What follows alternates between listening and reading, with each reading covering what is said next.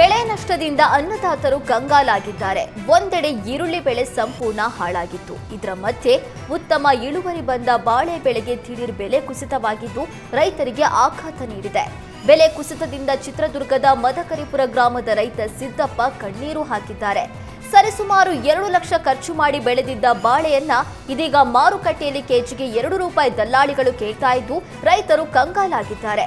ದರ ಕುಸಿತದಿಂದ ಬಾಳೆಗೊನೆ ಜಮೀನಿನಲ್ಲೇ ಬಿಟ್ಟಿದ್ದು ಮಾರುಕಟ್ಟೆಗೆ ಹೋದ್ರೆ ಬಾಡಿಗೆಯೂ ಸಿಗ್ತಾ ಇಲ್ಲ ಅಂತ ಅಳಲು ತೋಡ್ಕೊಂಡಿದ್ದಾರೆ.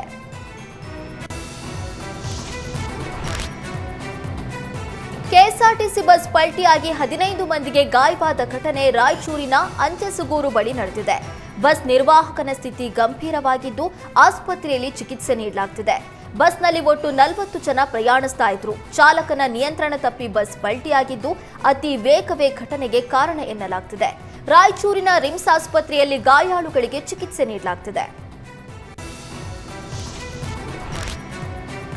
ಮಂಗಳಮುಖಿಯರು ಯುವಕನನ್ನ ಕಿಡ್ನಾಪ್ ಮಾಡಿದ್ದಾರೆ ಅಂತ ಆರೋಪಿಸಿ ಡಿಜೆಹಳ್ಳಿ ಠಾಣೆಗೆ ದೂರು ನೀಡಲಾಗಿತ್ತು. ಮಸೀದಿಯೊಂದರ ಮೌಲಾ ಅವರ ಮಗನನ್ನ ಕಿಡ್ನಾಪ್ ಮಾಡಿ ಪರಿವರ್ತನೆಗೆ ಯತ್ನಿಸಿರುವ ಆರೋಪ ಕೇಳಿಬಂದಿತ್ತು.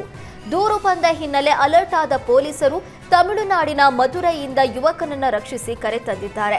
ಆಪರೇಷನ್ ಮಾಡಿಸಿ ಪರಿವರ್ತನೆ ಯತ್ನ ಆರೋಪ ಹಿನ್ನೆಲೆ ಪೊಲೀಸರು ಯುವಜನನನ್ನ ಮೆಡಿಕಲ್ ಟೆಸ್ಟ್ಗೆ ಒಳಪಡಿಸಿದ್ದಾರೆ. ಡಿಜೆಹಳ್ಳಿ ಠಾಣೆ ಪೊಲೀಸರು ತಲೆಮರೆಸಿಕೊಂಡಿರುವ ಮಂಗಳಮುಖಿಯರಿಗಾಗಿ ಬಲೆ ಬೀಸಿದ್ದಾರೆ.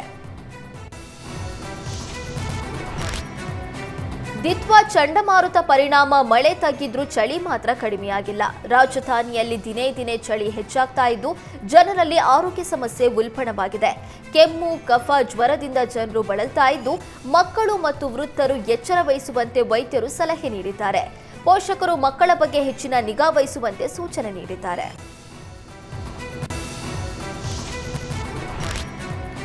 ಮಾಜಿ ಸಂಸದ ಡಿಕೆ ಸುರೇಶ್ ಹೆಸರಲ್ಲಿ ಚಿನ್ನ ವಂಚನೆ ಪ್ರಕರಣ ಸಂಬಂಧ ಸ್ಯಾಂಡಲ್ವುಡ್ ನಟ ಧರ್ಮನಿಗೆ ಮತ್ತೆ ಸಂಕಷ್ಟ ಎದುರಾಗುವ ಸಾಧ್ಯತೆ ಇದೆ. ವಂಚನೆ ವೇಳೆ ಡಿಕೆ ಸುರೇಶ್ ರೀತಿ ಮಾತನಾಡಿದ್ದ ಆರೋಪ ನಟ ಧರ್ಮನ ಮೇಲಿದೆ. ಹೀಗಾಗಿ ತನ್ನ ವಿರುದ್ಧದ ತನಿಖೆಗೆ ನಟ ಧರ್ಮ ಸ್ಟೇ ತಂದಿದ್ರು.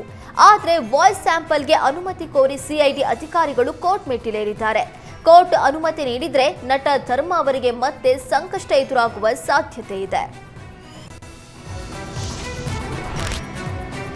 ಇಂಡಿಗೋ ವಿಮಾನ ಹಾರಾಟ ರದ್ದಾದ ಹಿನ್ನೆಲೆ ಏರ್ಪೋರ್ಟ್ ಕ್ಯಾಬ್, ಟ್ಯಾಕ್ಸಿ ಚಾಲಕರಿಗೆ ಭಾರಿ ಹೊಡೆತ ಬಿದ್ದಿದೆ.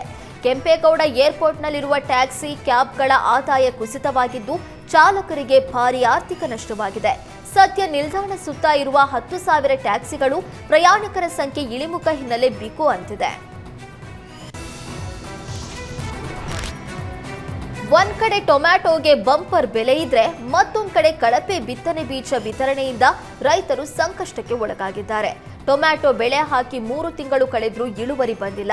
ಹೂ ಬಿಡದೆ ಕಾಯಿಗಳೆಲ್ಲ ಉದುರುತ್ತಾ ಇದೆ. ಚಾಮರಾಜನಗರ ತಾಲೂಕಿನ ನಾಗವಳ್ಳಿ ಸೇರಿದಂತೆ ಸುತ್ತಮುತ್ತಲಿನ ಗ್ರಾಮದ ರೈತರು ಕಂಗಾಲಾಗಿದ್ದು ಕಳಪೆ ಬಿತ್ತನೆ ಬೀಜ ವಿತರಿಸಿದ ಕಂಪನಿ ವಿರುದ್ಧ ರೈತರು ಪೊಲೀಸ್ ಠಾಣೆ ಮೆಟ್ಟಿಲೇರಿದ್ದಾರೆ. ತಮಗೆ ನ್ಯಾಯ ಕೊಡಿಸುವಂತೆ ರೈತರು ಆಗ್ರಹಿಸಿದ್ದಾರೆ.